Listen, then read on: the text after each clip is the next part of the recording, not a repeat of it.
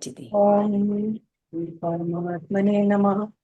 वंदे बोधमयं नित्यं गुरुं शंकररूपिणं यमाश्रितो हि वक्रोऽपि छन्दसा वंदते। सभी को प्रणाम। सर्व सारोपनिषद, यह उपनिषद कृष्ण यजुर्वेद से संबद्ध है। इस उपनिषद में बंधन मोक्ष, विद्या अविद्या, चार अवस्थाएं, पांच कोश, जीव, क्षेत्रज्ञ, जीवात्मा, परमात्मा, माया आदि के संदर्भ में प्रश्न उठाकर उनको सूत्र रूप में स्पष्ट किया गया। अंत में स्व को जन्म मरण, कर्ता भोक्ता, नाम रूप, इंद्रिय तत्व आदि से परे अनुभव करते हुए शोक मोह बंधन मोक्ष आदि की कामना से भी अछूता कहा गया है।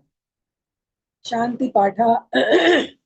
ओम सहनावतु सहनौ भुनक्तु सह वीर्यं करवावहै तेजस्विनावधीतमस्तु मा विद्विषावहै।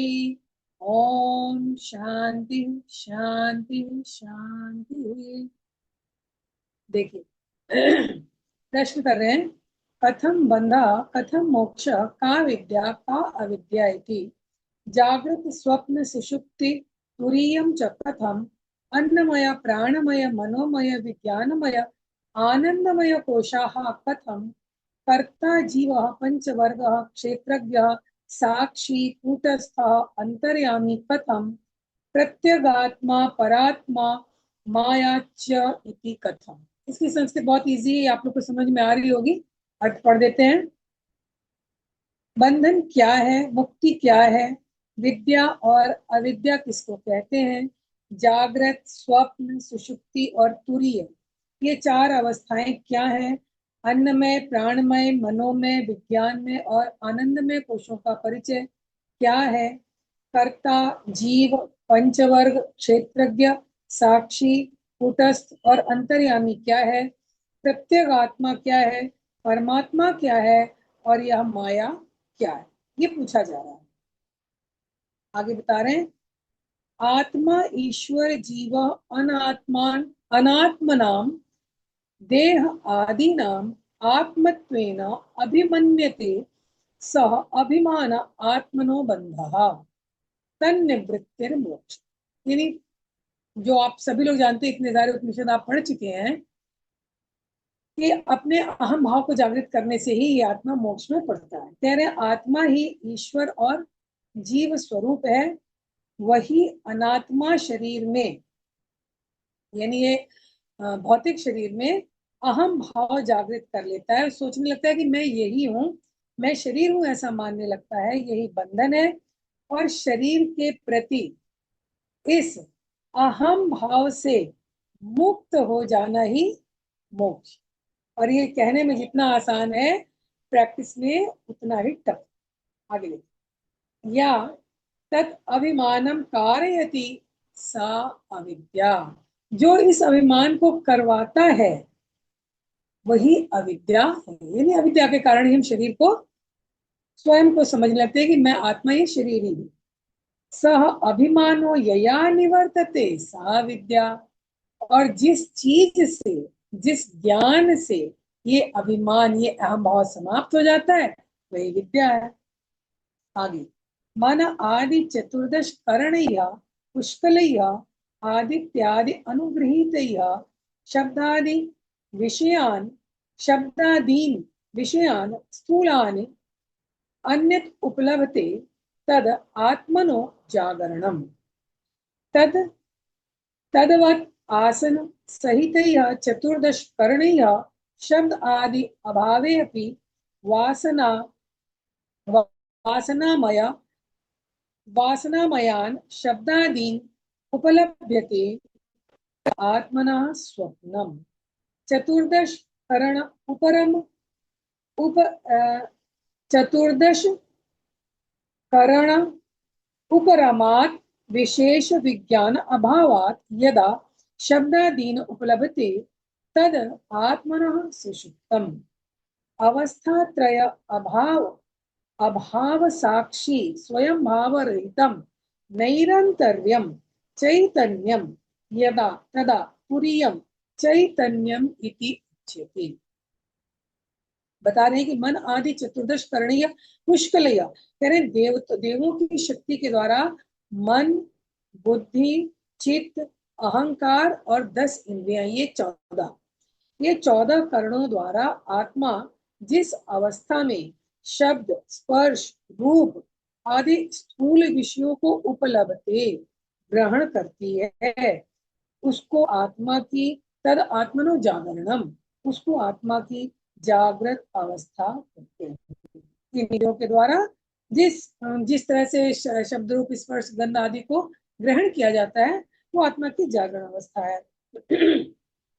शब्द आदि स्थूल विषयों के न होने पर भी स्थिति के समय बची रह गई वासना के कारण, इच्छा के कारण, मन के अपने वेगों के कारण, आवेगों के संवेगों के कारण मन आदि चतुर्दश करणों के द्वारा शब्द आदि विषयों को जब जीव ग्रहण करता है, उस अवस्था को स्वप्नावस्था कहते हैं। तद आत्मना स्वप्नम, वो आत्मा की स्वप्नावस्था है।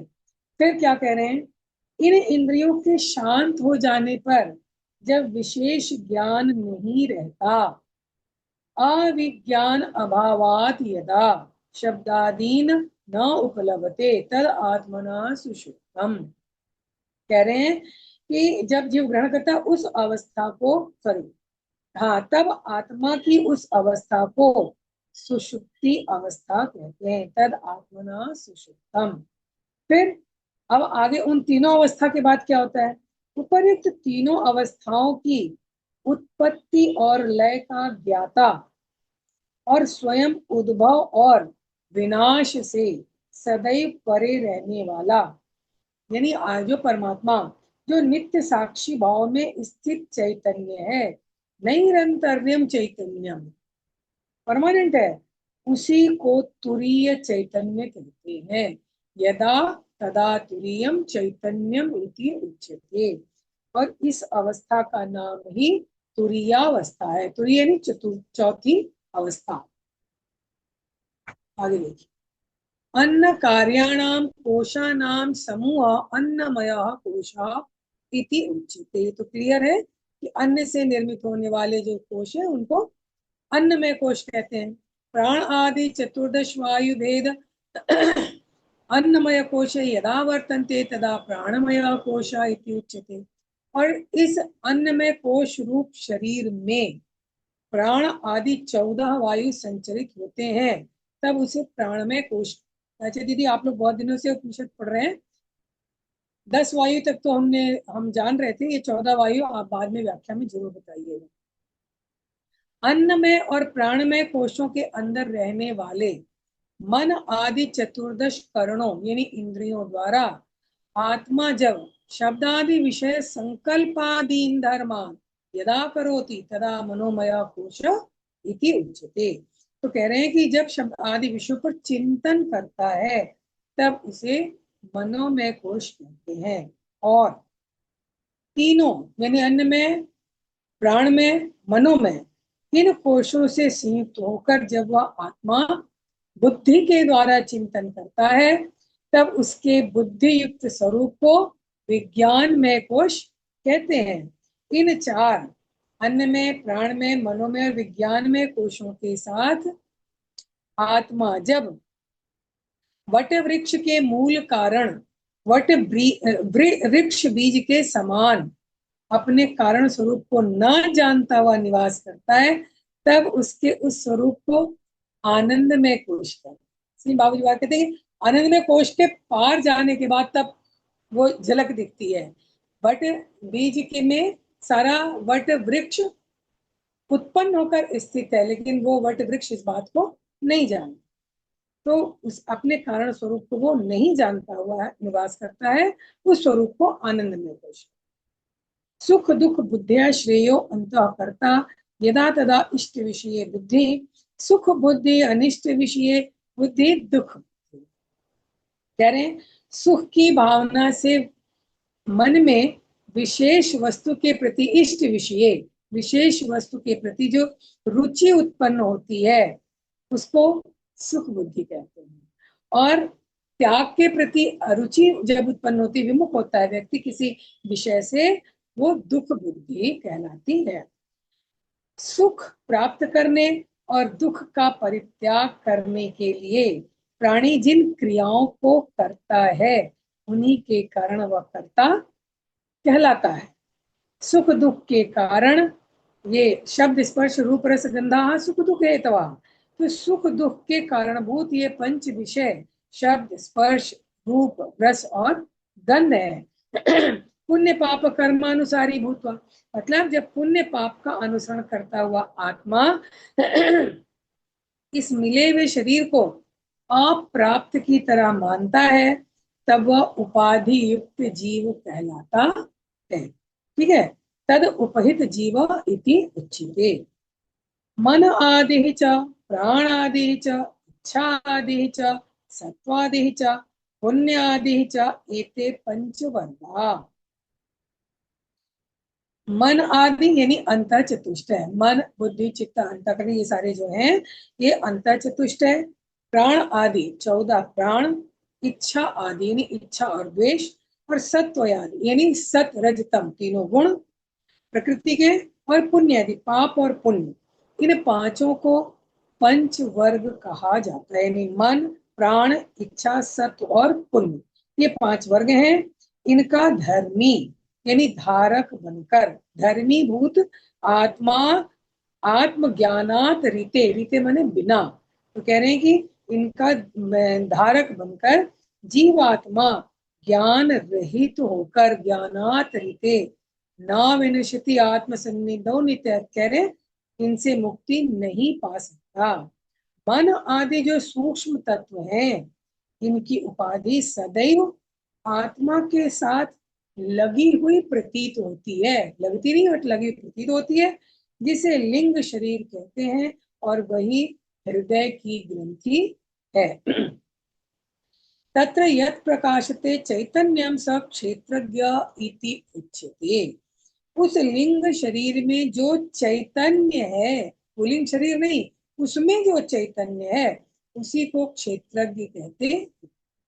ज्ञात्री ज्ञान ज्ञेय अनाम आविर्भाव तिरोभाव ज्ञाता स्वयं आविर्भाव तिरोभाव रहित स्वयं ज्योति साक्षी इति उच्यते। कह रहे हैं ज्ञाता ज्ञान और ज्ञेय के, ज्ञाता ज्ञान और ज्ञेय वास्तव में तो सभी की है, इनके उद्भव और विलय को जानकर भी जो स्वयं उत्पत्ति और विनाश से परे है, वो आत्मा साक्षी कहलाता।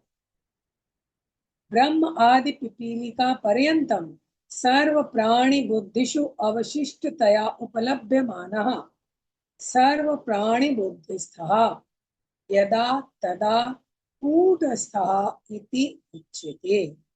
ब्रह्म आदि पिपीलिका पर्यंतम, ब्रह्मा से लेकर पिपीलिका यानी चींटी तक, पर्यंत यानी तक, सर्व प्राणी बुद्धिषु समस्त जीवों की बुद्धि में वास करने वाला, और स्थूल आदि शरीरों के विनष्ट हो जाने पर भी जो अवशिष्ट दिखाई देता है, इतनी सुंदर झलक दिखा रहे हैं।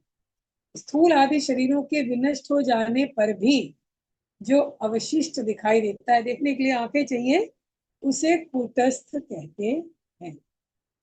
शायद उपनिषद के अध्ययन से शायद हम लोग के पास वो नेत्र आ जाए। आगे, कूटस्थ उपहित भेदानाम स्वरूप लाभ हेतु भूत्वा मणिगणे सूत्रम इव सर्व क्षेत्रेषु अनुस्यूतत्वेन यदा काश्यते आत्मा तद अंतर्यामी इति उच्यते।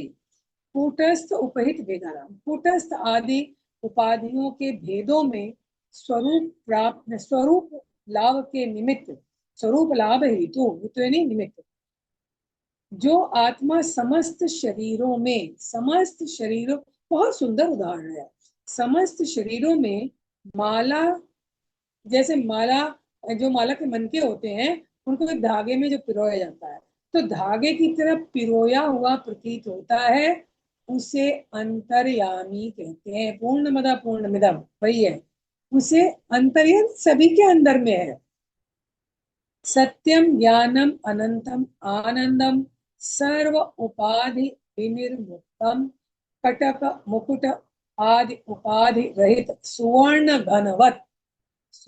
घनवत सोने के गने के उसके समान विज्ञान चिन्ह मात्र स्वभाव आत्मा यदा भासते तदा त्वं पदार्थः प्रत्यक आत्मा इति उच्यते। उन्होंने पूछा था ना प्रत्यक आत्मा क्या है, तो कह रहे हैं सत्य ज्ञान और अनंत आनंद स्वरूप तथा समस्त उपाधियों से रहित विनिर्मुक्तम रहित कटक यानी कड़ा मुकुट तो सभी जानते हैं इत्यादि उपाधियों से विहीन एकमात्र स्वर्ण के समान जो प्योर स्वर्ण है उसके समान ज्ञान घन और चैतन्य स्वरूप आत्मा जब भासित होता है प्रकट दिखता है उस समय उसे त्वम नाम से संबोधित किया जाता। हालांकि यहाँ तत्त्वम असि एक सेंटेंस आप लोगों ने पहले ही पढ़ा था, वो त्वम जब भासित होता है तभी हम जान सकते हैं कि तत्त्वमसि, नहीं तो नहीं जान सकते। ब्रह्म को सत्य सनातन सत्य अनंत और ज्ञान स्वरूप कहा गया है। तो क्या कह रहे हैं कि सत्यम अविनाशी, जो अविनाशी है वो सत्य है। शरीर तो चला गया लेकिन जो बचा वो सत्य है। अविनाशी नाम देश काल वस्तु निमित्तेषु विनश्यत्सु यन्न विनश्यति तद अविनाशी, यानी देश काल और वस्तु आदि के जो निमित्त है उसके विनष्ट हो जाने पर भी जो विनष्ट नहीं होता वही अविनाशी तत्व है। ज्ञान क्या है, कह रहे उद्भव और विनाश से परिणाम उत्पत्ति विनाश रहितम निरंतर चैतन्यम, उद्भव और विनाश से परे नित्य चैतन्य तत्व को ज्ञान कहा जाता है। जो तो मतलब तो शब्दों में वर्णन नहीं किया जा सकता, जो है, जो न उसको उत्पत्ति होता है न विनाश होता, वो परमानेंट है। उसको देखने के लिए बस सारे उपनिषद हैं, किसी प्रकार दिख जाए तो उसको ज्ञान कहा जाता है। मृत्तिका से निर्मित पात्रों वस्तुओं में मृत्तिका के समान स्वर्ण निर्मित आभूषणों में मृदेव स्वर्ण विकारेशु स्वर्ण में तंतु विकारेशु तंतु एव, तो और सूत निर्मित वस्त्रों में सूत्र के समान विद्यमान वह चैतन्य सत्ता जो समस्त सृष्टि में पूर्णतः व्याप्त है उसे अनंत कहते हैं। मिट्टी से घड़ा बना, लेकिन घड़ा तो पक गया, देखने में लग रहा वो घड़ा अलग चीज है, नहीं, मिट्टी तो उसमें है ही। सोने के कुंडल बने, लग रहा है ये कुंडल है, कुंडल नहीं है, इसके अंदर सोना। उसी प्रकार से यह संस्कृत में हम लोगों ने पढ़ा था अयम घटा अयम पुटा, एक अभी तो पूरी तरह से याद नहीं आ रहा है, तो मतलब घड़े में मिट्टी है और पट पट यानी वस्त्र, वस्त्र में क्या है वो कॉटन है। वस्त्र देखने में लग रहा है कि ये कपड़ा है, ये कुर्ता है, ये शर्ट है, ये पैंट है, नहीं, उसके अंदर वो कॉटन है। उसी प्रकार कह रहे हैं कि समस्त सृष्टि में वो व्याप्त है। हमारा शरीर, कहने को कि शरीर चला गया आत्मा रहेगी, लेकिन इस शरीर के एक एक कण एक एक सेल में भी वो है। इसीलिए उसको पूर्णमद पूर्णमिदम पूर्णात् पूर्णमुदच्यते हम लोग हमेशा पढ़ते हैं। तो उसको ही अनंत कहते हैं, जो सुख स्वरूप है, चैतन्य स्वरूप है, अपरिमित आनंद का सागर है। और जितने भी सुख रह गए जो भी है उस अवशिष्ट सुख का वो स्वरूप है, उसे आनंद कहते। आनंद वर्ड बोलने में ही कितना आनंद आता है, आनंद अगर कहा जाए तो कितना उसमें ही आनंद है। तो प्रभु कैसे आनंद घन होंगे, सोचने वाली बात। आगे कहते हैं एतत् एतत् वह तु चतुष्टयम् यस्य लक्षणम् देश काल वस्तु निमित्तेषु व्यभिचारी तत्पदार्थ परमात्मा इति उच्यते। उन्होंने पूछा था परमात्मा क्या है, प्रत्येगात्मा तो बता दिया, परमात्मा क्या है।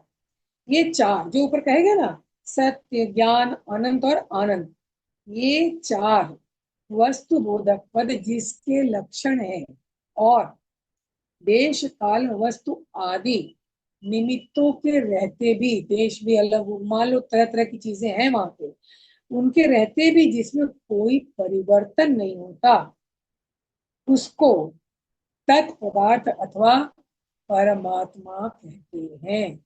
तत् इसीलिए हमारे मनीषियों ने, महर्षियों ने, ऋषियों ने ईश्वर का कोई नाम नहीं दिया। तत् यानी वो पहचानो उसको, उसके ये लक्षण है, ये गुण है। अब उसको जिस भी रूप में तुम जानो, लेकिन वो तत्, उसको तत् कहा। त्वम पदार्थ औपाधिकात्, तत्पदार्थ औपाधिक भेदात्, विलक्षणम आकाशवत सूक्ष्मम केवलम सत्ता मात्र स्वभावम परम ब्रह्म इति उच्यते। त्वम पदार्थ औपाधिका, कह रहे हैं कि तत् और त्वम ये दोनों ही पदार्थ उपाधि युक्त होने, लेकिन उनमें कोई ऐसा मतलब उपाधि है नहीं, लेकिन उपाधि युक्त जितने भी भेद है उनसे भी वो भिन्न है, और अंतरिक्ष की तरह सूक्ष्म है। केवल सत्ता मात्र स्वभावम, उनकी सत्ता है, बस वो है, उनको हम किसी उपाधि से बता नहीं सकते हैं। इस और उन्हीं को परब्रह्म कहा जाता है। ब्रह्म इति उच्यते, सत्ता मात्र स्वभावम परम ब्रह्म इति, उन्हीं को परब्रह्म ब्रह्म कहेंगे। ठीक है, आगे भी क्या पूरा पढ़ दें क्या? यहाँ चलिए पे रख आगे सकते देखते हैं हैं। और पूरा भी पढ़ सकते हैं, 23 लोग हैं, कल कर लेंगे। रिकॉर्डिंग है तो कर ले दीदी, अभी कर लें, थोड़ा ही इसमें रह थोड़ा सा गया। ही कर रहता है। दूं? चलिए देखिए। 21 ही है आपका। 21 ही है, हाँ। नाम माया नाम अनादि अंतवती प्रमाण अप्रमाण साधारणा, न सती न असती न सद असती, स्वयं अधिका विकार रहिता निरूप्यमाणा, सती, सती तर, सती प्लस इतर लक्षण शून्य सा माया इति उच्यते। अब माया को बता रहे हैं, इसको तो समझना भी बहुत बड़ी बात है। माया नाम अनादि, वो अनादि है, अंतवती यानी नष्ट प्राय है, प्रमाण अप्रमाण साधारण, न सती न असती, न सत है न असत है, और स्वयं ही सबसे अधिक विकार रहित प्रतीत होती है। और क्या है?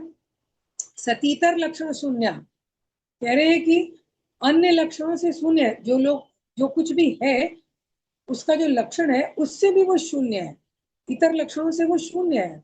उस शक्ति को माया कहते हैं। वो लगता है कि है, नहीं है, भ्रम होता है भी नहीं भी है, होकर भी नहीं है, नहीं होकर भी है, तो इसी को माया। उसका वर्णन किसी अन्य प्रकार नहीं किया जा सकता, उसका प्रमाण अप्रमाण साधारण असाधारण उसका प्रमाण नहीं किया जा सकता। और क्या कह रहे हैं? अज्ञानम तुच्छ अपि असति कालत्रये भी, कह रहे हैं कि वह माया शक्ति तुच्छ है, अज्ञान स्वरूप है, और मिथ्या है, असति यानी मिथ्या है, परंतु लेकिन कालत्रयेपि पामराणाम वास्तवती, पामरो यानी मूर्ख, मूर्ख मनुष्य को यह त्रिकाल में यानी तीनों काल में सदैव वास्तवती वास्तविक प्रतीत होती है। हम लोग उन्हीं पामरों में हैं, हम लोगों को ये हमेशा वास्तविक ही प्रतीत होती है।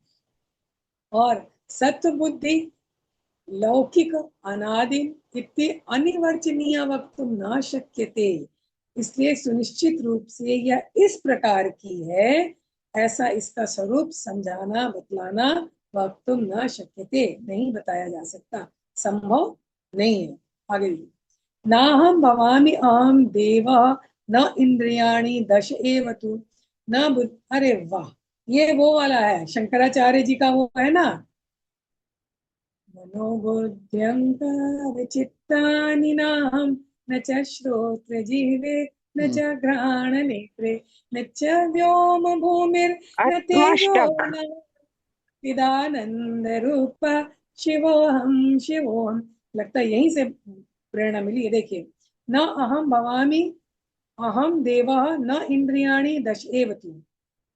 न तो मेरा कभी जन्म होता है, मैं 10 इंद्रियां भी नहीं हूँ, न बुद्धि न मनः शाश्वत न अहंकार तथा एव च अप्रमाणाय अमनाः शुभ्रः बुद्ध्यादीनां हि सर्वदा साक्षी अहम सर्वदा नित्य चिन्मात्र अहम न संशयः न अहम कर्ता न एव भोक्ता प्रकृतेः साक्षी रूपकः मत सानिध्यात प्रवर्तन्ते देह आद्या अजड़ा इव। मेरे सानिध्य से ही देह इत्यादि अजड़ भी चैतन्य दिखाई देने लगते हैं। स्थाणु नित्य सदानंद शुद्ध ज्ञानमय अमल आत्मा अहम सर्वभूतानां विभु साक्षी न संशय। कह रहे हैं मेरा कभी जन्म नहीं होता, मैं 10 इंद्रियां भी नहीं हूँ, मैं मन बुद्धि चित्त अहंकार भी नहीं हूँ, मैं सदा प्राण और मन के बिना ही शुद्ध स्वरूप हूँ, मैं सदैव बुद्धि के बिना ही साक्षी हूँ और सदैव चित्त यानी चैतन्य स्वरूप में अवस्थित हूँ, इसमें किसी प्रकार का संशय नहीं है।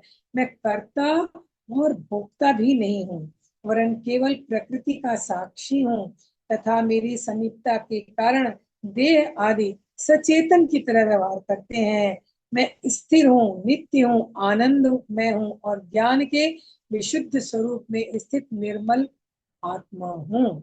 समस्त प्राणियों के अंदर मैं साक्षी रूप से संव्याप्त हूँ, इसमें कोई संशय नहीं है। आत्मा अहम सर्वभूतानां विभु। आगे देखिए बहुत सुंदर शंकराचार्य जी का जो ये है ना, उसको क्या तो बोलते हैं, निर्वाण अष्टकम, वो उसको बोलते जी हैं निर्वाण अष्टकम। वो बहुत सुनिएगा, उसको बहुत सुंदर लगता है। ब्रह्म एव अहम सर्व वेदांत वेद्यम न अहम वेद्यम व्योम वातादि रूपम रूपम नाहम नाम नाहम न कर्म ब्रह्म एव अहम सच्चिदानंद रूपम। कह रहे हैं समस्त वेदांत के द्वारा जिसे जाना जाता है मैं वही ब्रह्म हूँ। वाह। मैं आकाश वायु आदि नामों से जाने जाने वाला नहीं हूं, मुझे किसी भी प्रकार के लक्षणों से लिंग से मुझे आप नहीं जान सकते। मैं नाम रूप और कर्म भी नहीं हूँ। केवल गुरु की कृपा हो तभी उनको जाना जा सकता है, बल्कि मात्र सत्य चित आनंद स्वरूप ब्रह्म हूँ। नाहम देहो जन्म मृत्यु कुतो में नाहम प्राणाक्षुत पिपासे कुतो में नाहम चेतः शोक मोह कुतो में नाहम कर्ता बंध मोक्ष कुतो म इति उपनिषद। कह रहे नाहम देहो जन्म मृत्यु कुतो में, कह रहे मैं शरीर नहीं हूं तो फिर मेरा जन्म मरण कैसे हो सकता है। मैं प्राण नहीं हूं तो मुझे क्षुधा पिपासा क्यों सताएगी। नाहम चेता, मैं मन नहीं हूं तो मुझे शोक मोह आदि क्यों होगा। मैं करता भी नहीं हूं तो फिर मेरी मुक्ति और बंधन किस तरीके का। ओह, इस तरह ये सर्व सारोपनिषद का यही रहस्य है। ओम सहनाववतु सहनौ भुनक्तु सह वीर्यं करवावहै तेजस्विनावधीतमस्तु मा विद्विषावहै। ओम शांति शांति सर्वारिष्ट से शांति भवतु। सभी को प्रणाम, आप सभी को बहुत बहुत धन्यवाद मुझे ये उपनिषद पढ़ाने के लिए। सभी को प्रणाम। दीदी, बहुत ही सुंदर उपनिषद है और मुझे मालूम था कि आपको बहुत पसंद आएगा। और इसके जो अंतिम 2 श्लोक हैं वो मेरे फेवरेट है, बहुत ही खूबसूरत है। तो चलते हैं सीधा ही, हम ये रिकॉर्डिंग ऑन है एक दिन हेमलता दीदी निर्वाण के पास। अष्टकम रखिए, एक दिन निर्वाण अष्टकम रखिए, जी दीदी, सब लोग जानते हैं, हम लोग वापस भेज भी दूंगी। बहुत नहीं सुंदर है, गाने के लिए। सुनाने के हाँ लिए बहुत बहुत सुंदर। सुंदर है, वो भी बहुत सुंदर। जी। और चलिए हेमलता दीदी के पास चलते हैं और इसको विस्तार से जानते हैं। दीदी आइए, और आप आज कर दीजिए। कल फिर हम सब लोग अपने अपने बुद्धि के अनुसार हम लोग भी अपना अपना प्रयास करेंगे।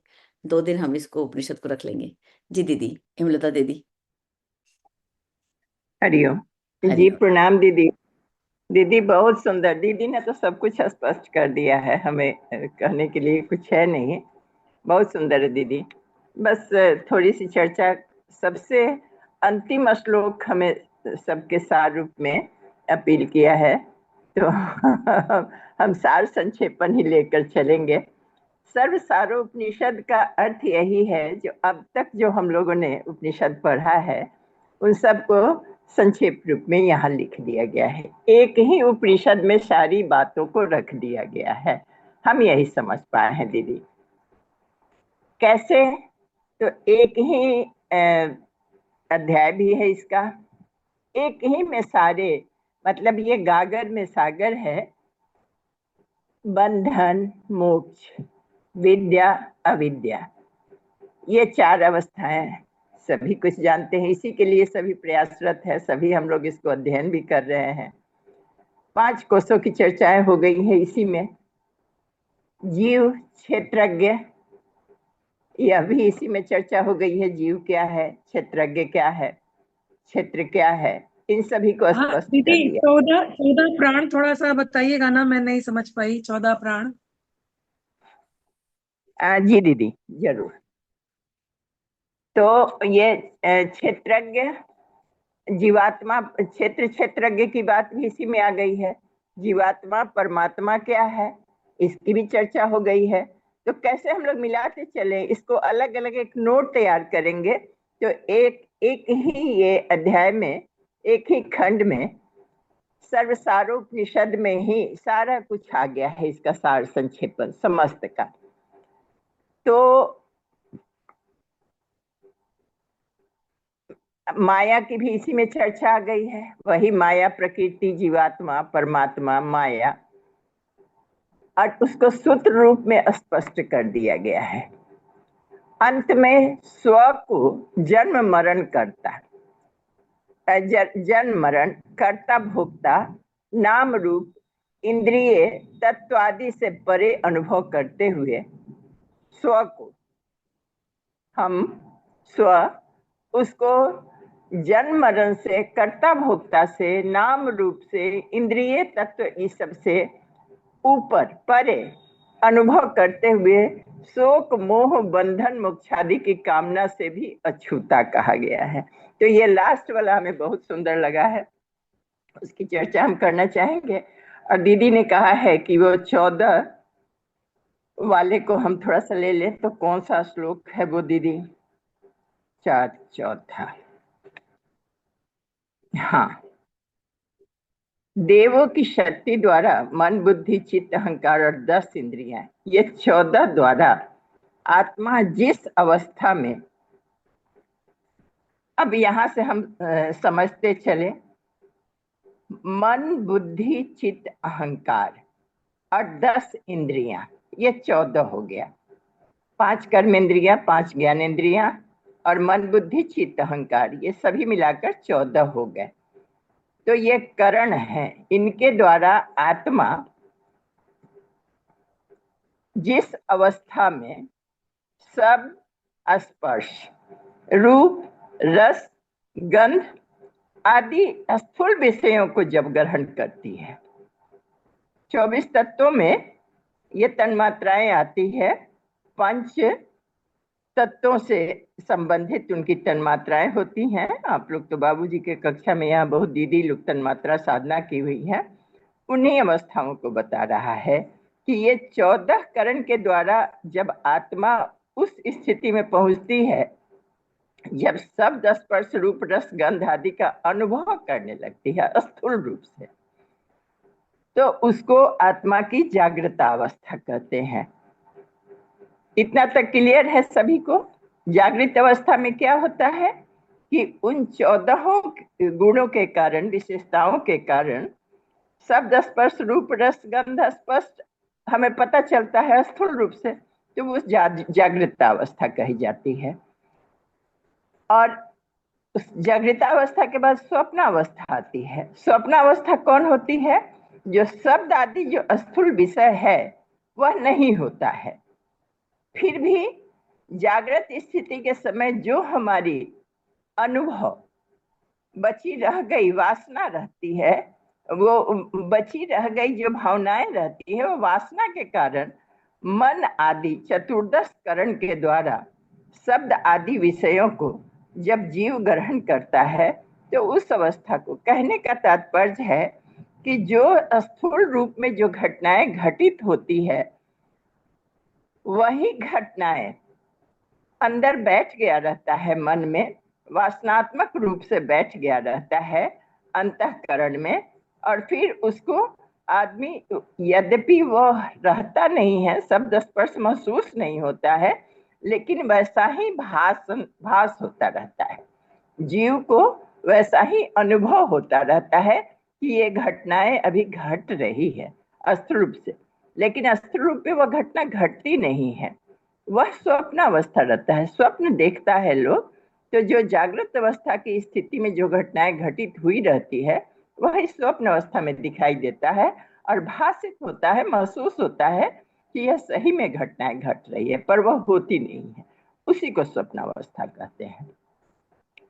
और इस इंद्रियों के शांत हो जाने पर, जब उनका कोई ज्ञान नहीं रहता है, मतलब ये जो शब्द स्पर्श रूप रस गंध की जो अवस्था रहती है, वो सब स्पष्ट रूप से शांत हो गई रहती है, उसका कुछ ना ही ज्ञान रहता है, ना स्पष्ट घटित होता रहता है।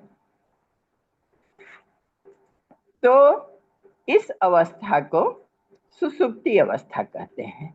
यह आत्मा की, जीवात्मा की वह अवस्था होती है जिसमें कुछ भी नहीं होता है, न होता है और न भाषित होता है। यह बात यहाँ समझाने का प्रयास किया गया है। और जब उन तीनों अवस्थाओं की उत्पत्ति और लय को जो जानने वाला है, जहां से वह उद्भित होता है और जो विनाश से सदैव परे रहता है, जिसका कभी अंत नहीं होता है, नष्ट नहीं होता है, वह नित्य साक्षी भाव में स्थित चैतन्य है, उस अवस्था को तुरीय अवस्था कहा गया है। हम लोगों ने कई बार पढ़ा है जीव की ये 4 अवस्थाओं के बारे में। तो इन्हीं 4 अवस्थाओं को, पहला हुआ रूप रस गंध स्पर्श, बोल चाल सब हम लोग महसूस करते रहते हैं 14 तत्वों की सहायता से, इंद्रियों की सहायता से, कर्मेंद्रियों की सहायता से, और मन बुद्धि चित्त अहंकार की सहायता से, सहयोग से। तो वो स्थूल रूप जागृत अवस्था हो गया। जो इसका भास होता है, जो घटना घट चुकी हुई होती है पर घटती नहीं रहती है, तो उस अवस्था को स्वप्न अवस्था कहते हैं। और तीसरी अवस्था कहते हैं जो जिसमें ये सारी घटनाएं शांत हो गई रहती है, न भाषित होता रहता है, न स्थूल घटते रहता है, तो वो सुषुप्त अवस्था, आत्मा की उस अवस्था को सुषुप्त अवस्था कहते हैं।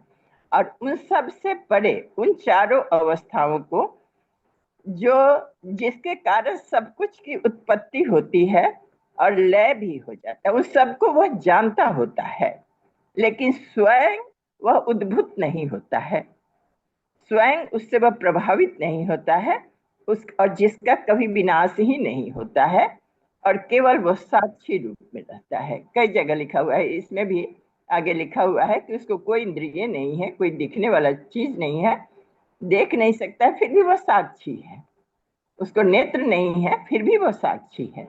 तो उस तरह का जो स्थिति रहती है, वही नित्य साक्षी होता है, वही वही चैतन्य होता है, और उस अवस्था को, आत्मा की उस अवस्था को चैतन्य अवस्था, तुरीय अवस्था कहते हैं। तो यही बात दीदी इसमें दिया गया है। हम लोग ऊपर जान ही चुके हैं कि इसमें सारी स्थिति की, इसको अलग अलग अगर हम 5-7 पॉइंट में अगर प्रतिभाषित करें, इसको नोट बनाकर रखें, तो बिल्कुल हम उसके अगले श्लोक में कोशों के बारे में कह दिया गया। अन्न से निर्मित होने वाला कोश अन्नमय कोश कहलाता है। अन्नमय कोश रूप में प्राण आदि 14 वायु संचरित होते हैं। तो ये 14 वायु तो नहीं दीदी, 10 वायु तो हम जानते हैं, 5 महाप्राण और 5 लघु प्राण, पर ये 4 प्राण के बारे में हमें उतनी जानकारी नहीं है। आप लोग कोई जानते होंगे, संभवतः मन बुद्धि चित्त अहंकार को भी साथ में सम्मिलित किया गया है। तो ये 10 प्राण की बात कही जा रही है, लेकिन यहाँ 14 वायु संचरित होते हैं, ऐसा कहा गया है। ये अगर आप लोग जानते होंगे तो सही है, नहीं तो बाबूजी से पूछा जा सकता है। और तब उसे प्राणमय कोश कहा जाता है। अन्नमय और प्राणमय कोशों के अंदर रहने वाले मन आदि 14 कारणों से यहाँ फिर 14 कारण कहा गया है, फिर 14 कारण कहा गया है। इंद्रियों द्वारा आत्मा वही 14 कारण, वही इंद्रिय 5 कर्मेंद्रियां और फिर मन बुद्धि चित्त अहंकार। तो ये आत्मा जब शब्दादि विषयों पर चिंतन करता है। अच्छा, ये मनोमय कोश की व्याख्या आ रही है, देखिए इसमें भी कितना सुंदर से लिखा हुआ है। पहला बताया गया कि अन्न से निर्मित होने वाला कोश अन्नमय कोश है, और जब इस अन्नमय कोश में प्राण संचरित होने लगता है तब उसे प्राणमय कोश कहते हैं। अन्नमय और प्राणमय कोश के अंदर रहने वाला मन होता है, तो वह भी 14 कारणों से, इंद्रियों के करणों से, कारण और करण में भेद है, करण उसका वो करण होता है।